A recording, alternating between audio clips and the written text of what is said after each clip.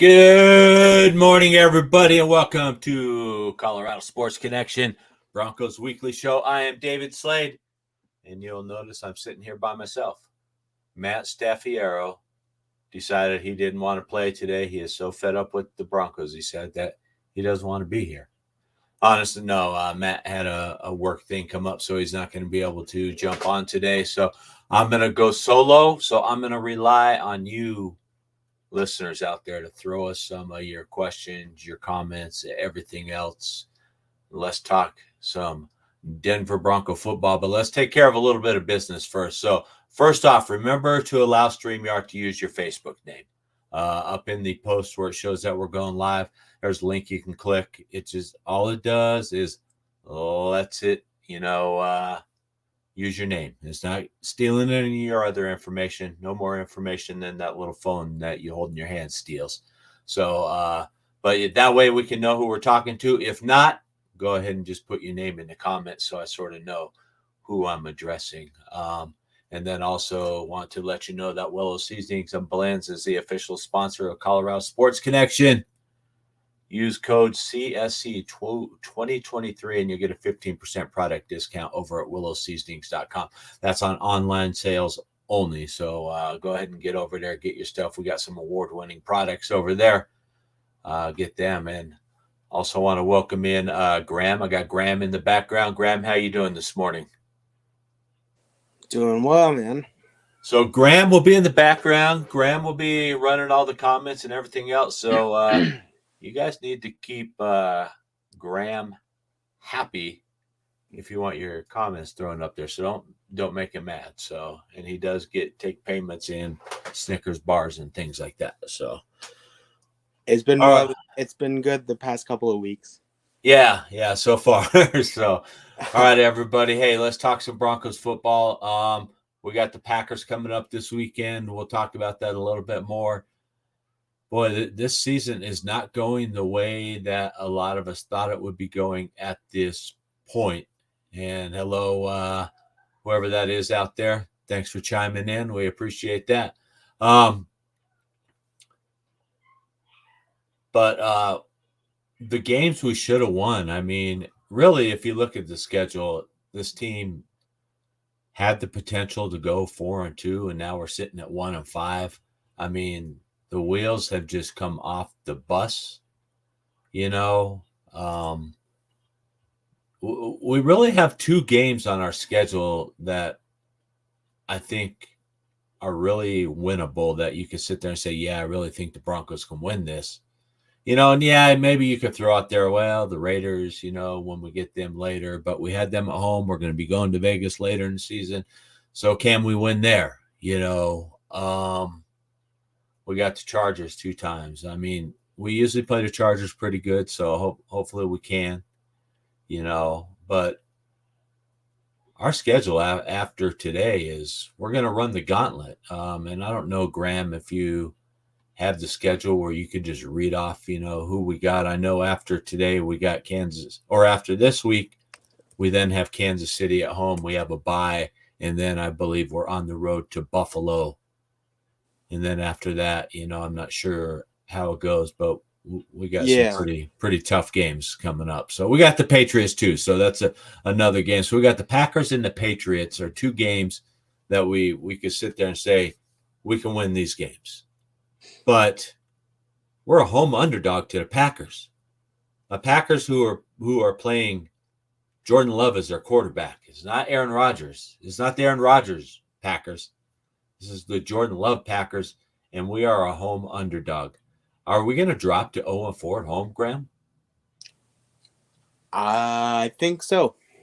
Yeah? I really do. So that's a team right there on the way Graham's going to pick this game. And we'll talk about our predictions later in the show. So,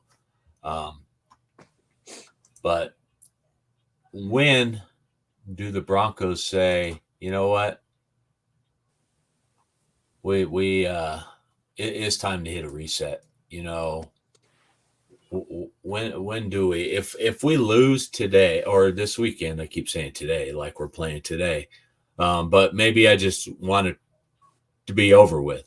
But if this team loses to the Green Bay Packers, and we go to 1-6, and then we got Kansas City coming in here, which I know we played Kansas City tough on Thursday night, but those Thursday night games usually tend to be a lot closer, and I think they more favor defenses than they do offenses because you just don't have as much time to implement a game plan. And it looks sort of at times like Kansas City was toying with us, you know. I mean, what do you think, Graham? I mean, they're running trick plays in the first series of the game, you know. I mean, it's like they knew they were going to beat us, so let's just mess around for a little bit is what it seemed like. But we did play good. The defense played better. It seemed like the defense was in position. And we'll see how that goes against the Packers. But if we do lose, and you people out there watching, when do the Broncos hit reset? If we lose to the Packers, is it reset time? So, because then we're 1-6, and like I said, we got the up, and it's going to be crazy. We got Frank Dominguez from Frank's Barbecue Trading Post up in Loveland joining us. Frank, thanks for joining us today. How you doing this morning? But I'm thinking that if the Broncos do decide to reset, who do we see that could be traded off of this team before the trade deadline? Jerry Jeudy's getting a lot of talk, and I want everybody's opinion. Everybody saw and everybody's seen the video with Steve Smith Sr. Did you see that, Graham? Absolutely. I mean, like 10 times. Right. I mean, it blew up all over social media. The guy almost he tried to bury Jerry Jeudy on national TV, you know. So I think there's some things behind the scenes, you know, that because most journalists are going to be like, okay, you know, whatever, man, you know, and just roll on. But something really pushed Steve Smith's button with Jerry Jeudy that he felt that he needed to go on TV and just destroy this guy, you know, calling him just another guy, and and things like that. And there's a question that popped up here, and I'm not sure who it's from. And if you see that one down there about Peyton, if you could pop that up there. I have my opinions. These are my opinions. Russell does have a certain skill set. Russell favors a game that is more heavy on the run. He needs to be set up with play action pass and things like that. A little more getting outside of the pocket, you know. And people are all the people say coaches will adapt to their players, but my rebuttal to that is if the guy Sean Payton did not pick Russell Wilson. Sean Payton came here, Russell Wilson was already here, and maybe Sean Payton came here with the understanding that I have to put up with Russell Wilson for 1 year. I know he can't run my system, and then we'll get rid of him, you know? And so people say, well, why doesn't Payton adjust and allow Russell Wilson, you know, to play to his strengths? Well, why does Sean Payton want to do that if Russell Wilson is not his future? You know, and that's my question right there. Is Russell Wilson the future of this team? Is he in Sean Payton's plans? And I really don't know if he is, you know. None of us know. We can all sit there and we all have our opinions and we say, yeah, well, you know, we have to go with Russell. Do you really want to do you really want to sorry, lost my train of thought. I was looking at that next comment, and which goes along with this. And so hopefully they've been listening. But do you really want to rebuild the team? Because this team needs to be rebuilt. I mean, I don't see this team having the talent where we can just reload, and we definitely don't have the salary cap to reload. So we're already 19 million in the red with our salary cap, and we're going to have to dump players just to get back to where we're going to be able to sign our rookie class, you know? And that doesn't account for bringing in any, free agents or anything like that. So how can you really be in a reload mode when you don't have the salary cap? And either way, we're going to be stuck with Wilson's money, for at least 2 years. So if we decide by the fifth league day of 2024 to release Russell, then we can, and we can spread out that cap hit, that dead cap hit over 2 years.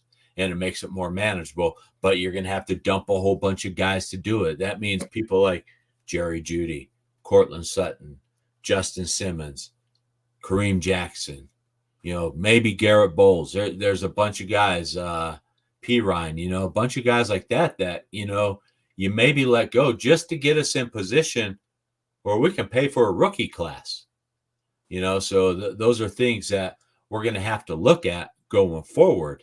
So I guess the question is, and on to this next comment, when will Peyton open up the full play? But I don't know if he's going to.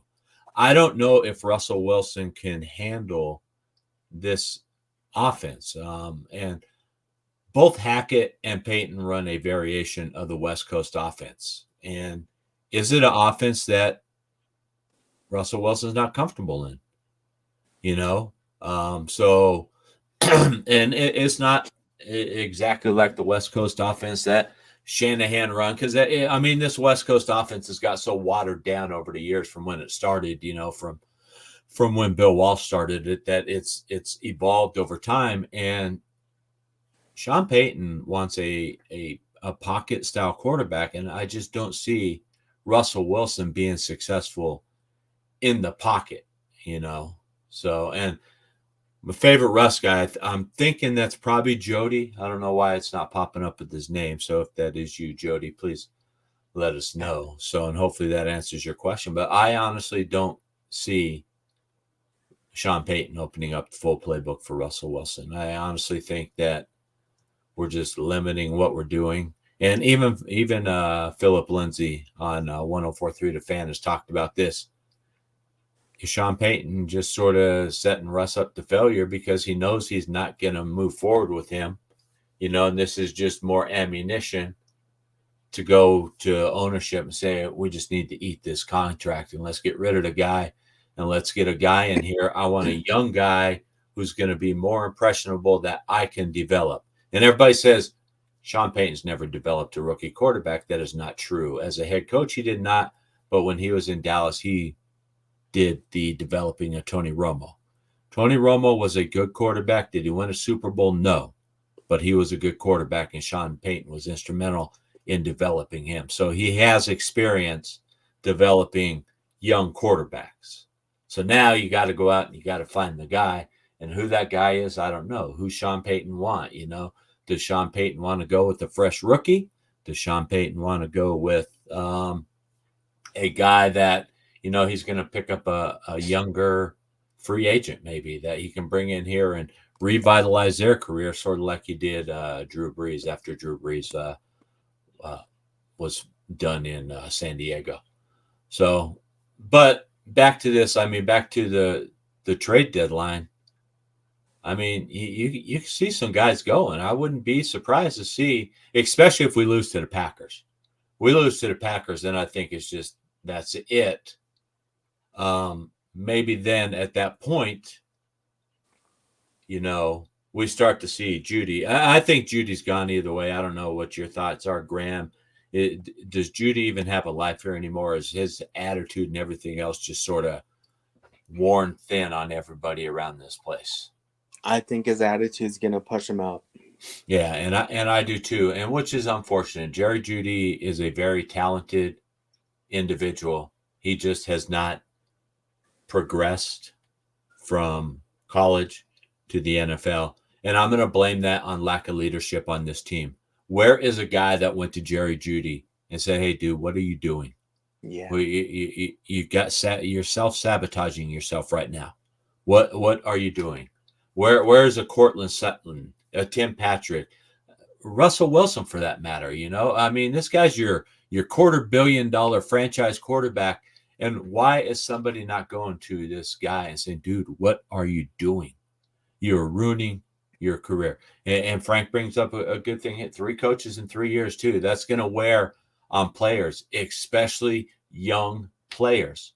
You're not building any stability around here. You're not building any culture. That's why all these people have said, "Well, Sean Payton just needs to go." Come on, you're not going to fire a guy after 6 weeks, and you're definitely not going to fire a coach like Sean Payton, who's going to help rebuild the culture around here. It's going to be ugly for a while. A rebuild can take 2 or 3 years. It's not like it's going to be what they did up at CU, and you can flip your entire roster because you have the transfer portal. That's not the way it works in the NFL. You draft your players, and you're going to have to get a young guy. And because of our salary cap issues and where we're at, we're going to have to dump a bunch of veterans to get back into the green or back into the black where we can operate, and we're going to have to start building with some young guys on some rookie contracts. And that's where the culture and everything is going to change. And Frank brings up a good point. There is no continuity around here in this franchise for the last 8 years. I mean, look at the quarterbacks who shuffled in and out of here and everything else. So, this question here from I don't want to butcher your name, Rope Marquez, I think. If I think Tim Patrick hurts. I mean, helps, doesn't hurt, I don't know if we're a winning team, though. But I think this receiving room, in my opinion, is just too immature. You don't have a leader. Oh, sorry, Rocky. Thank you, Rocky. I appreciate that. And sorry for butchering your name. But I think this receiver room really lacks leadership. Cortland Sutton should be your leader. You went out and you gave this guy a huge contract, and he's not the leader of your receiver room. I mean, who's leading it?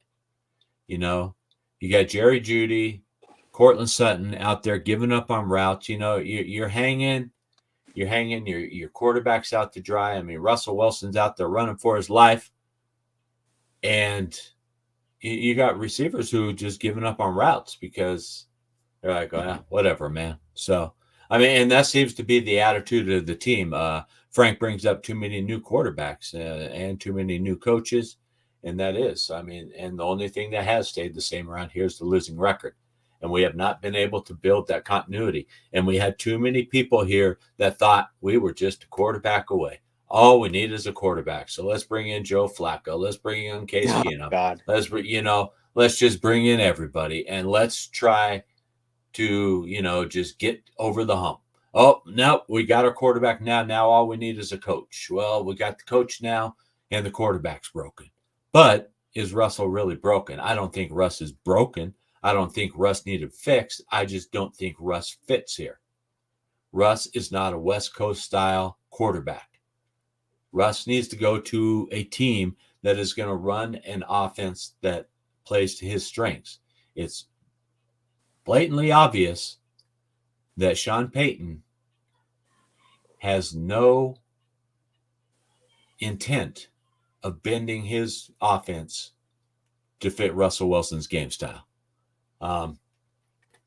And this is a big part too, the stability with ownership and leadership. I mean, Ellis and that group, they did this team no favors whatsoever, and it has just been a mess since the Super Bowl.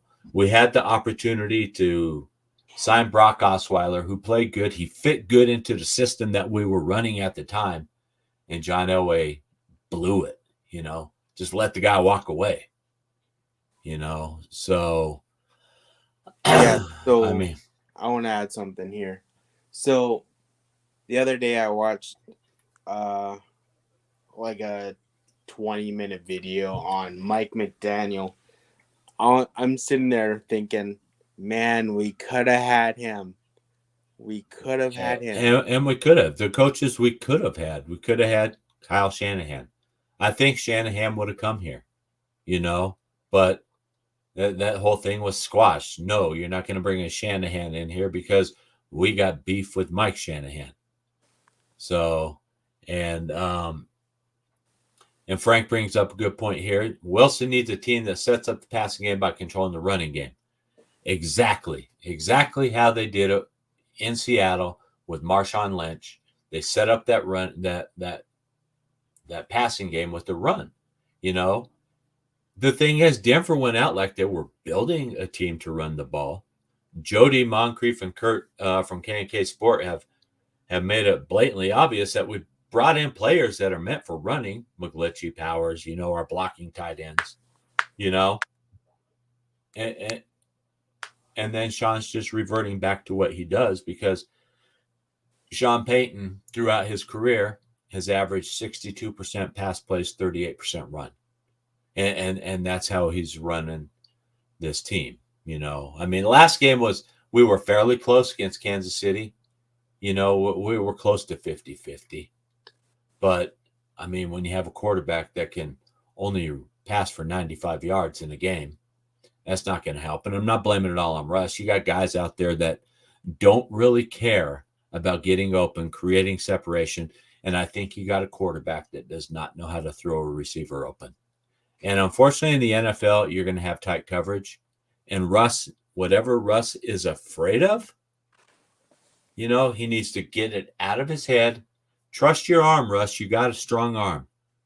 Trust your arm. Throw the ball. Throw it into coverage. Give your guys a chance. Because if you're not giving your guys a chance, then they're going to quit on you eventually. Stephen Montez, this must be my buddy Gilbert Cox from out in Salt Lake City, Nevada. Yeah, Stephen Montez. I don't know if he was the answer, Gilbert, but hey, thanks for bringing up that old CU buff. So, but yeah, I just don't see Sean Payton, bending the offense to fit Russ's strengths. So on to my next question. We've talked about resetting. When do we reset? Do we reset after this game if we lose? And in my opinion, yeah, you do. I'm at a point now where you reset anyway. So now that we're going to reset, we got Jerry Jeudy. We got Courtland Sutton. Jerry Jeudy is now getting a lot of talk. And I wouldn't be surprised after this week, before the Kansas City game, to see Jerry gone. And then after the Kansas City game, we may see 2 or 3 more players gone. Justin Simmons. Justin Simmons is limited in practice this week. So I got a question, Graham. If Justin doesn't go, he's dealing with the hip injury again. If he doesn't go, do you think they're just going to sit him because they don't want to injure him more and affect his trade value? I mean, if he's banged up, he's banged up. He wouldn't be going anyways. Right. But if he's close, normally you would run a guy out there, say, yeah, I can play through it. But now are you looking at protecting your guys because you don't want to hurt them before the trade deadline? Absolutely. Because if Simmons is a guy who can get you some decent return. Yeah, he's going on 30. He's an older guy, but he's still a serviceable safety in the NFL. He's still good. I think a contender could look at him and say, yeah, we'd like him, but we'll see. I think Justin Simmons is a name you may see. I think Courtland Sutton is a name you may see. Maybe Garrett Bowles. Problem is, you get rid of Garrett Bowles, you're going to have to throw Cam Fleming over there. And I like Cam. I think Cam could do a good job. But now we got 2 tackles that are problems. Garrett's been playing pretty decent this year. And I think if Garrett has 2 strong games against Green Bay and against Kansas City, and his trade value goes up, then, yeah, he may be moved as well. So maybe DJ Jones along the defensive line. I mean, there's players scattered throughout where if we're going to go into a rebuild, what you have to start doing now is you have to start stockpiling draft picks. You stockpile them to start building depth, and you also stockpile them so you can start trading up to get to where you want. One thing that Matt and I have talked about is the quarterback, because if we're going to move on from Russ, and we're going to go after a quarterback. If we're not positioned for, to get either Caleb Williams, and I don't want to hear about Caleb Williams had one bad game, and so he's no good. That guy has talent, and I think it'll translate well. But or Derek May, if we're not in position to get those two, Matt and I are sort of on board. Well, maybe you try to trade back into the later part of the first round and get JJ McCarthy out of Michigan. So, and there's a question that came in here, and a lot of this. There's a lot. This comment, Peyton is not playing guys currently that would show a rebuild, and I disagree with that wholeheartedly. One, you want to put tape out there for guys that you're maybe going to try to trade, so you want people to see them play and not just standing around on the sideline. Also, are these guys ready to play? Rookies are not always ready to play. Just because you have rookies, just because Mims can go out there and run a go pattern doesn't mean that's what you're going to have them do 25 times a game. I've heard concerns that there's issues with the route tree, that Mims is still struggling with it. We've seen Sanders. We've seen Drew Sanders out there, and he's struggled at times. He's looked bad. Moss just came off of, a pretty serious injury with core injury, so you can't say that not playing these guys is saying that you're not rebuilding. That's not true at all. So, also Matt says Mims has put the ball on the ground a few times, and he has, and that'll get you in a coach's doghouse. So, but I think once we decide that, hey, we're getting rid of here, we're getting guys out of here, Sutton's out of here, Judy's out of here, then you're going to be forced to play people like Mims and stuff like that, and that's when they'll start learning and things like that. Eventually, you're going to have to throw those guys out there to the wolves, and you're going to have to say, get out there and learn, But we don't see what's going on at practice as to why Peyton is not playing them. So, so to just come out with a blanket statement like that is not really accurate, because there could be things at practice. Maybe these guys are struggling in the film room. Maybe they're struggling with some of the concepts in practice. You don't know. So, so let's say Graham and Matt's out there, so he can chime in on this too. And I understand that Sutton has put the ball on the ground a couple times too, but Sutton is your $14 million receiver too. Unfortunately, you may not like it, but the guys that are getting paid, they play, because an owner doesn't want to see his $14 million investment sitting on the bench. Unless this next scenario comes up, then you sit your guy on the bench. So if we decide to move on from Russell Wilson, do we bench him a la Derek Carr and the Las Vegas Raiders last year? And the reason why is because Russ has a $37 million injury clause in his contract. So if Russ goes out there and gets injured, we owe him $37 million, and that's a cash payout. So the owners are going to want to protect that. They're not going to want to go out there and risk this guy getting injured, and then you owe him $37 million. Then are you really tied to this guy? So Matt has a hot take. Broncos lose this week. The bye week is possible to see the switch. And that does two things. One, that it protects you, and two, it lets you see what is Garrett Stidham. What is he about? Is Garrett Stidham a guy that can bridge you for a year or two if you go out and get like a JJ McCarthy and let them learn? We got Matt Clark coming in saying lose for Caleb.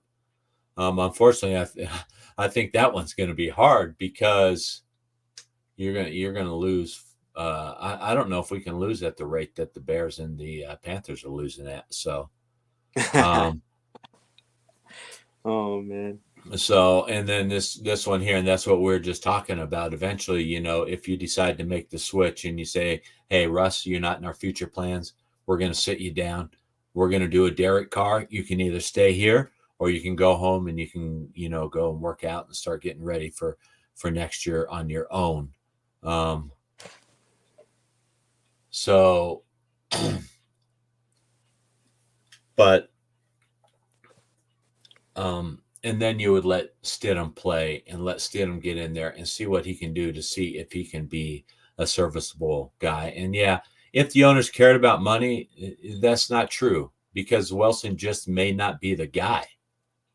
You know, Wilson may not be the guy that Sean Payton wants to run his system.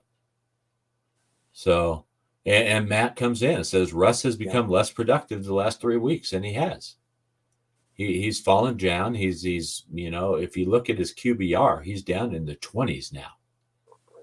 So That's pretty wild to me. Like, yeah, I mean, he's up there stat wise.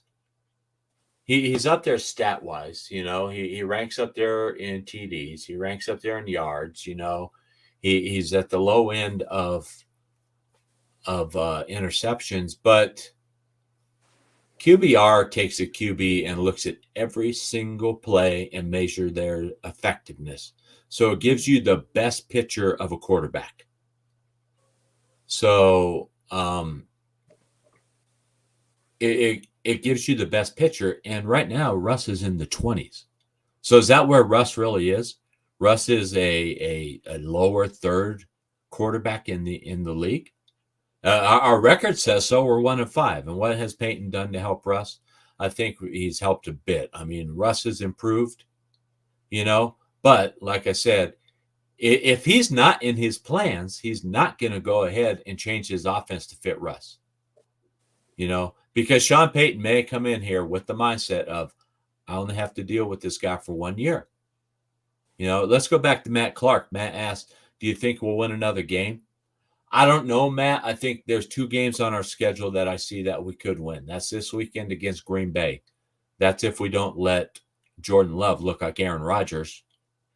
And then we have the Patriots, who the Patriots are just what you call now, as Matt says, if we blow it up, then yeah, I mean, and you sit Russell Wilson and you got Stidham in there, yeah, then no game's a guarantee win. I mean, we are a home underdog again to the Green Bay Packers. It's not like, and it's like I said at the beginning of the show, this is not the Aaron Rodgers Green Bay Packers that we are home underdogs to.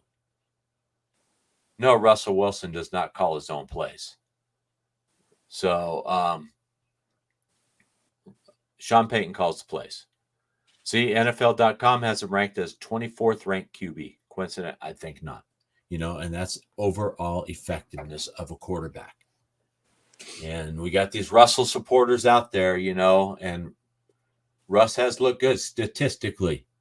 And it's like I've told my friend Jody, statistics don't win you football games unless you're playing fantasy football. You know, and he's ineffective at times. We're inconsistent. And it's not just Russ, it's the whole offense.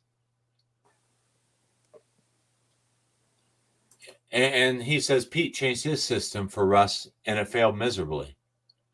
And that is true. And that's why that's why Russ is no longer in Seattle, because Russ wanted to cook, you know. Russ wanted to be the guy. I want to live in the pocket. Well, Russ, you've shown you cannot live in the pocket. Pete was not willing to go there. Pete was going to do what Pete wanted to do, and you didn't want to do that, and that's why you're no longer in Seattle. You know, sometimes don't bite the hand that feeds you. You heard that saying, right, Graham? And yep. I think that's what Russ did. He bit the hand that fed him, and that is Pete Carroll. Pete Carroll made Russell Wilson. I don't think it's the other way around. I mean, because Geno Smith's doing all right up there. Took the same Seattle team that Russ had to the playoffs, you know. And they're a decent team this year. They're not great, but, I mean, it's Geno Smith we're talking about, you know. So, yeah, I mean, so my opinion is if we lose, like Matt said, if we lose this week and after the bye week, you got to make that change. You just say, Russ, sorry, we've decided You're not in our future plans. We're going to sit you down for the rest of the year. We want to take a look at Garrett Stidham. We want to see what we have in him. We want to see if he's a potential quarterback for the future. So we want to, see if he can be a bridge quarterback. And when they changed, he did, but that wasn't his system. And we're not talking about Pete anyway. We're talking about what Sean Payton wants to do. We're not going to live in the past. And I know who this is. We're not going to live in the past and say, well, Russell in 2012 won a Super Bowl. I don't care. What have you done since, Russell? Nothing. You haven't won a Super Bowl. Yeah, you've won a playoff game, but so what? The goal is to win a Super Bowl, and you're not winning here in Denver. You have not won. And I'm going to bring this up again. I brought it up before. 2 head coaches, 2 different style offenses, both of them sort of West Coast style offenses. 2 failed seasons with Russell Wilson. What's the common denominator there? It's Russell Wilson. My opinion. This is my opinion. Russell Wilson cannot run a West Coast offense. Yeah, and Matt, I agree. He hasn't. Russ has been struggling. He's been declining. So, but, and so, and we're pushing up on almost 20 minutes left in the show. So we'll switch over here, to the game prediction here in a minute. But I just want to say, if we do come out, head into the bye as 1-7, yeah, you got to make that change. You got to look at Garrett Stidham and see what he can do. I think Garrett Stidham is more of a pocket guy who could sit there and he could run a Sean Payton type offense, more than Russell Wilson can, because Russell Wilson at the first sign of distress is abandoning the pocket. He's not stepping up in the pocket. He's trying to run east and west, and he's not making it, and he's getting buried in the pocket. He's eating the ball more than he needs to, I said it before, I'll say it again. Give your receivers a chance. Throw the ball up there. But is he not doing it because, and I've heard this, is he stat padding? Does he want to make his completion percentage look good? Does he want to keep his interception rate down? Because once you start throwing those 50-50 balls out there, then you start saying, uh-oh, here comes the interceptions. So is Russ trying to protect Russ because maybe Russ knows that Russ isn't coming back. And he wants somebody to be able to look at the film and say, wow, look what Russ did. We should get this guy. So maybe that's what Russ is doing. All right, let's head over to the game. Go ahead, Graham. One thing that I keep hearing week in and week out is, the receivers aren't getting open. The receivers aren't getting open. Right. Is it seriously every week that this is happening? No, that's an excuse for Russ fans. Because quarterbacks throw receivers open in the NFL. Because guess what? Everybody in the NFL can cover. Everybody in the NFL is fast. This isn't like college, where receivers are just blowing by defensive backs who will never see a game on a Sunday anyway. These guys are these are the best of the best. And your quarterback has to be able at times to throw your receiver open. Now, if you don't understand what that means is you as the quarterback, you're going to put that ball in a position where it's going to lead your receiver there, but the defender's not going to be able to get to it. And good quarterbacks do that. And Russ has never been able to do that. Russ has always just been, I'm going to throw this moon ball downfield type guy, or I'm going to throw it to my first option. And that's what another problem with Russ is locking in on his first option. And the players know that. The defenders know that Russ is going to lock on his first option. He's not going to come off him. And so, hey, then people get, well, he wasn't open. Well, of course he wasn't open because the defense knows that that's where Russ is going. Do I trust Judy to fight to get the ball? I mean, no, but Judy's fast enough where you can throw that guy open. Now, Cortland Sutton's a guy I trust in a 50-50 ball. But Jerry Judy's fast enough where you can throw him open. and you don't have to throw up a 50-50 ball. Now, if you don't understand that concept, go Google it and do some research on that. So, all right, let's talk about the Green Bay Packers now. All right, they started out good. Jordan Love looked good the first 2 weeks, 6 touchdowns, looking good. Everybody said, whoa, man, we don't miss Aaron Rodgers. And the wheels came off the bus. And he's sort of come back to earth. Question, Graham, does this Denver Bronco defense make Jordan Love look like Aaron Rodgers again? Probably. Well, here's the thing. We saw improvement a little bit since the earlier part of the season, but this just feels like a game that we're gonna see an underwhelming quarterback exceed. And I agree. We have done that time and time again this year. Justin Fields was shredding our defense. And Justin Simmons, we talked about it earlier. Justin Simmons is questionable. I don't know, and nobody did say that, Kurt. But so don't put words in our mouth. We didn't say he's going to sit for 2 years. But if you got a guy that you bring in and you want, and sorry, I didn't mean to go off on a tangent here, but Kurt comes in with this question, and I'm not drafting anybody for him to sit 2 years behind Stidham or anybody else. But if you bring in a guy and he needs to sit 6 weeks and learn the system, yeah.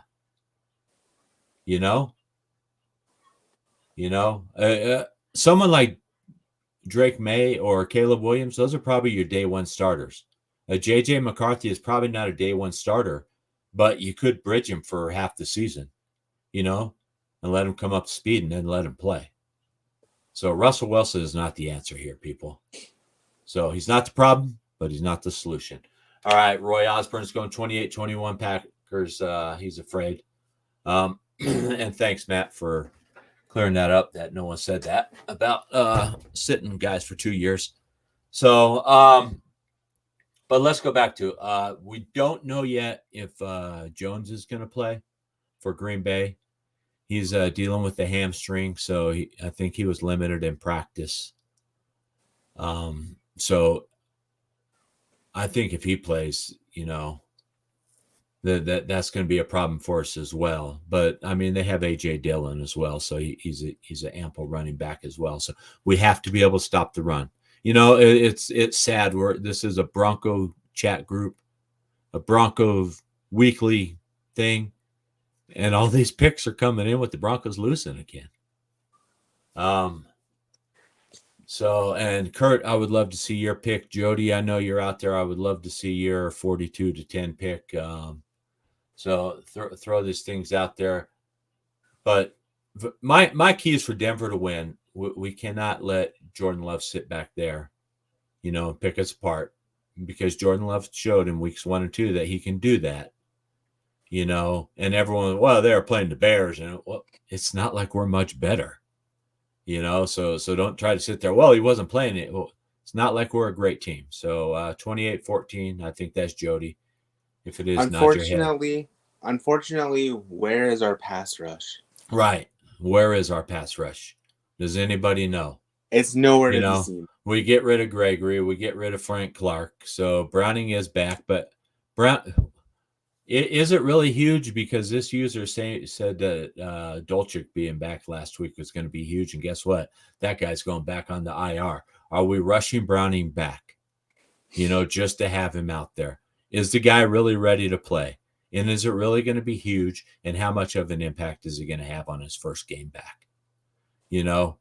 Benito and Cooper have looked really good. But other than that, that's it. So, gee whiz. So, hey, Kurt, we're not going to have this conversation here, but let's get with Kenny and let's set up a roundtable with me, you, and Matt, and we will have a show on how we move forward with our quarterback position. Does that sound like a deal? And he's going Denver wins 27-17. So we got a couple things. We cannot let Jordan Love sit back there, and pick us apart. We cannot let them run the ball on us like crazy. So we've been giving up huge chunks of runs. Yeah, we cleaned it up against Kansas City, but I don't think Kansas City was really 100% committed to running the ball down our throats. In other words, they probably could have, just destroyed us. So, and we need to be able to run the ball, and we need to commit to running the ball. But my thing is, I don't think Sean Payton's going to do that. So now we're putting it back on Russ, and Russ has not proved any time this year that he can win a football game. We have one game where we came back and we won against the Bears, and was that more because the Bears just went conservative and collapsed? I mean, So haven't we been a run heavy team this year? Who, the Broncos? Yeah, like haven't we run? No, I think we've been more passing than we have running. I mean, we'll start out running, but then we abandon it. So, and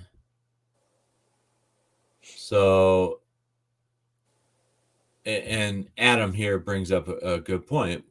We start running the ball, then we stop, and then we just sit there and we go into this passing game that, these guys aren't, fighting to get separation, and we're just not getting open. And we got a quarterback who's afraid to throw the ball into coverage, and it's just a mess right now. So, yep. And Matt Clark brings up our run game was effective against Kansas City. And then we went to the run. We went to the pass because we got behind. And that's the thing. If this team gets behind, then we're going to have to start passing, and we can't pass. So so my 3 keys: we can't let Jordan Love go off. We have to be able to run the ball, and we cannot get behind by more than 7 points. So we have to run the ball. We have to commit to running the ball to win. So that being said, we got most of the people here are picking the Packers to win. I saw 2 people come in, Jody and Kurt, picking the Broncos to win. Adam, I don't know if you've made a pick yet. So if you do, throw out your pick, Adam, who you think, Broncos or Packers. Graham, I'm going to ask you here in a minute. Matt came in with his pick. I don't know if everyone saw it, but I don't think Matt has picked the Broncos once this year, has he? I think Matt has picked the Broncos to lose every week, and he's been right 5 times out of 6. And he picked Green Bay to win this one, 31-17. Graham, what's your thoughts? I would probably lean towards maybe 31-10. So a pretty big blowout. 31-10 Packers? Yep. Okay. So Graham's thinking it's not going to look good. I think it's going to be close. I mean, if our defense can play the way they did against Kansas City, then I think it'll be a closer game and we'll have a chance. But I just don't see this offense being able to really come through when they need to come through. The defense can't get off the field when they need to. I'm going to go Green Bay 23, Denver 16. Closer. So, yeah. And then Adam is coming in 24-17 Broncos. So, but hey, guys, we appreciate you guys coming in. I'm sorry it was just me rambling all day today. You didn't get Matt. But I appreciate you guys all pitching in and helping guide the show and run us through it. Graham, thanks for being back there, popping in every now and then. Hey, yeah, maybe all of us people that are picking against the Broncos are going to be wrong, and maybe we'll be happy. But I just don't have the faith anymore. We got another person, 24-21. Not sure who this is. Not sure if that's my buddy Gilbert out in what you call. Again, if you don't allow Facebook to use your or StreamYard to use your Facebook name, at least put your name in the comments so we know who we're talking to. So, all right. Well, we got the Broncos Packers on Sunday. Hopefully it's a good game. Hopefully we come back and we're 2-5 before we head into Kansas City. Ray said, hey, Ray, thanks for joining. I hope you enjoyed it. So normally we have Matt on here, and it's not just David and my ugly mug up here rambling. That was Alex Romero, who's out of Utah who gave us the 24-21 Broncos score. So, and thanks for joining us, Roy. We appreciate it. If you liked it, spread the word to your friends. We're trying to build this Colorado sports connection. We try to give you guys accurate and meaningful content here. We try to paint the picture the way it is, you know. Unfortunately, the Broncos are in a very long skid, and it's time to just rip this thing apart, rip the Band-Aid off, and let's fix it right, because we've tried it for the last 7 to 8 years with get us a quarterback, get us a coach, get us this guy, get us that guy, and it hasn't worked. So it's time, rip it down, burn it up. Let's go. Let's rebuild. 2 to 3 years of losing, and then we set ourselves up, and we look like the Kansas City Chiefs or someone who's winning for 10 years, you know, and that's where we want to be. So that is the goal. The goal isn't to win one Super Bowl and then become the Los Angeles Rams. The goal is let's be competitive for the long term. You know, that's where I want my Denver Broncos to be, you know, so. All right, everybody. Hey, thanks everybody for joining in. We really appreciate it. Next Friday again, it'll be Matt and I. I may not be here. I may have a business, a Willow business event that I have to go to, but we'll play that by ear. We may have to slide the time a little bit to make it fit, but we will let you guys know. If not, then you'll get Matt in here rambling by himself for an hour. Talk about nails on a chalkboard right there. So, all right, everybody. Hey, thanks again for joining us, Graham. Thanks for running everything behind the scenes, and we will talk to everybody later. Everybody have a great day, a great weekend. Let's go Broncos.